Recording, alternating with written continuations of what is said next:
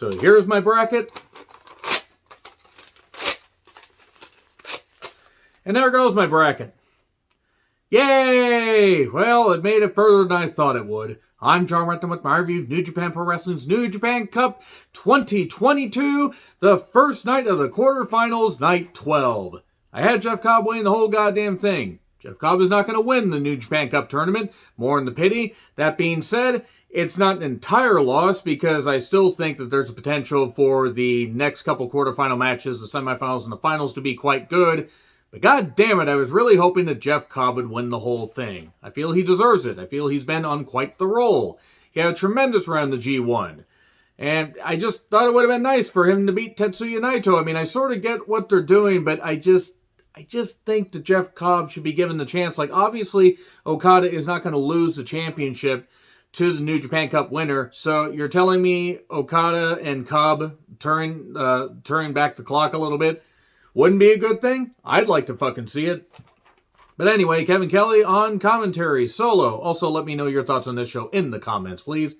IshiiYano and Yano taking on Oiwa, easy for me to say, Fujita and Nakashima. So yeah, typical Young Lion fare. They jump the belt. Well, they don't necessarily jump the belt, but they're like, hey, we're just gonna go we're just gonna go like this, and we're gonna just do what we can against these veterans. We're gonna do everything we can. It wasn't enough. Nakashima fell to a Falcon arrow from Yo. By the way, in case you're wondering why I'm reviewing this solo, I had some free time and figured, well, why the fuck not? Why wait until Tuesday to do a double review when I could do this one now? There's a couple things I want to talk about for praise and for scorn. So the praising will continue with Goto, Yoshihashi taking on Tana and Kojima. Okay, I mean, it wasn't a bad tag match. They're trying to make Yoshihashi interesting to me. Good fucking luck with that. It's nothing against Yoshihashi personally. He's a good worker, and him and Goto are a good team. I just don't find him interesting at all. And the more they try to, let's juice him up, give him some personality, or let's give him, more stuff to do. You just let him and Goto go out there and tell some good stories and not try to actually make Yoshihashi interesting, because that's not going to fucking work. Anyway, the pace was fine. I'm worried that Tana's knees are going to snap like, fucking melted Twizzlers at any moment, because Tana carried that company on his back for so many goddamn years. So, there were some good strikes and some hard hits, and Shoto pins Kojima. So there you go. That's all we got to say. So, we get a 10-man tag. Bad Luck Fale, Chase Owens, Gato, ELP, and Ishimori against Guerrillas of Destiny, Jado, Taguchi, and Master Wato. Because this Bullet Club bullshit won't fucking end, no matter what. This is why in the last couple of reviews I've basically been saying in April, if I review any New Japan, it's not going to be much. I just had it with this Bullet Club stuff. I know there's some people in the comments that like Bullet Club, and that's fine. Nothing against you guys. To me, it's just staler than bread left on the fucking dark side of Mars. There's no goddamn reason for Bullet Club to still fucking exist. I'm all for factions. I understand the faction warfare, and you need to have friendships and alliances, and you need to give people heels to root against. But it's not good. Even the talent that's in there, it's not fucking good. And you're still trying to feature Chase Owens like anybody outside of Chase Owens' parents fucking care about him. Kevin Kelly did say one line, though. The catalyst of pro wrestling is Switchblade Jay White. That explains a lot about the current state of pro wrestling if he is the fucking catalyst. If he's the catalyst, then we need some kind of converter. A catalyst converter, as it were. I know that's not what it actually is. And I know some people like Jay White. That's fine. Some of you are even allowed out of the house without adult supervision. I kid. You can like Jay White. I saw Jay White at New Japan Strong tapings. He seems like a nice guy. He's a good worker. He's also bland. Really, really fucking bland and uninteresting. This Bullet Club stuff can fuck off, and Gato and Jado, because that's what we need to see. Two octogenarians from the land of Oz fighting with no goddamn working knees or anything. And the C-Trigger pins Jado. Great. They gave Chase another win in 2022. Dies a little bit more for New Japan with each passing Chase victory.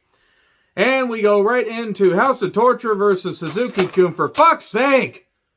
God! Stupid motherfucking goddamn idiotic bullshit with this goddamn...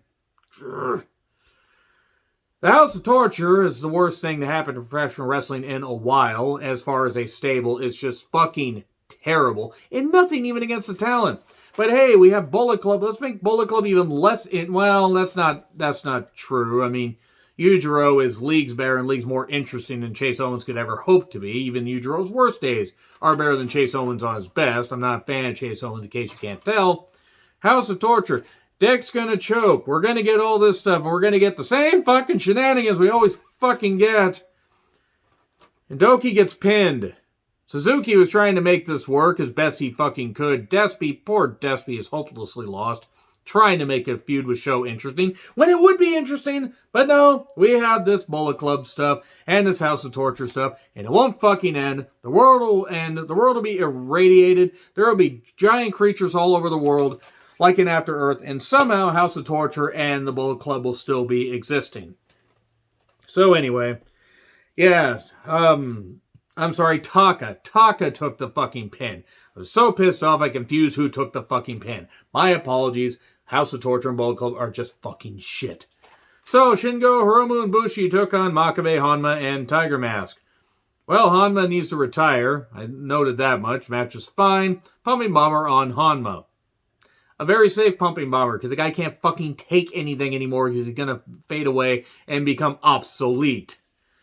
Then the United Empire, minus Jeff Cobb, who's in the next match, took on Dangerous Tekkers and Doki. This is where Doki took the pin with the Streets of Rage.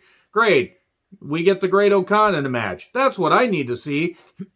In addition to seeing Bullet Club and House of Torture, give me Great Okan who can work and has one of the worst gimmicks outside of, not being Chase Owens, who's just terrible. Oh, ZSJ versus Ospreay. I really hope that ZSJ beats Ospreay. He won't, but I hope he does. It's a shame because Zack Sabre Jr. is the kind of person you could build around in a wrestling company. He's really good, can have terrific matches with everybody, and also doesn't promise his fans things he doesn't deliver on. If you know, you know. Jeff Cobb takes on Tetsuya Naito in a quarterfinal match, and as I spoiled in the beginning, even though if you watch the show, you just want to know my thoughts, Jeff Cobb lost. Damn it. I'm pissed off about that. I'm not even pissed off at Naito. But at one point, Naito almost gets tossed into the English announcers table. And Kevin Kelly's like all, scared, and Cobb laughs. And of course, Will says, that's what you get when you talk shit, Kev.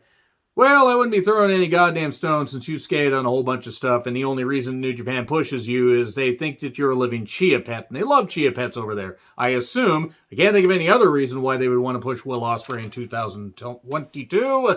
Easy for me to remember the year. So yeah, Jeff Cobb lost rather. God, I wish I could just reverse time and make Jeff Cobb win. No, he lost via roll-up. The most devastating maneuver in all professional wrestling. Then Okada beat Shima in a pretty good match. But by this point, I was a little bit irritated. I mean, and don't get me wrong, Jeff Cobb versus Naito, very good match. And Naito, they're trying to capitalize on what they got with him. And Cobb, I don't think is much younger than Naito, to be perfectly honest. But, you could have done it. But Okada beat Shima in a pretty good match. And Shima tried for the Meteor at one point, missed with exposed knees. Ouch. I met Shima, by the way, about 3 years ago at a show. Very, very nice man. Very nice man. Tremendous talent. Really, really cool. At one point, it seemed like Shima might get the victory, but no, the landslide brings him down to a Rainmaker 1, 2, 3. There you go. Okada advances. Okada and Naito taking on each other in the semifinals. This is for the House of Torture and the Bullet Club stuff and the fact that they are making me endure Chase fucking Owens in multiple matches. Thanks! I fucking hate it. Agree, disagree, what I said, like, share, subscribe, Twitter handle in the description. I'm John Ritlin. I'll see you soon.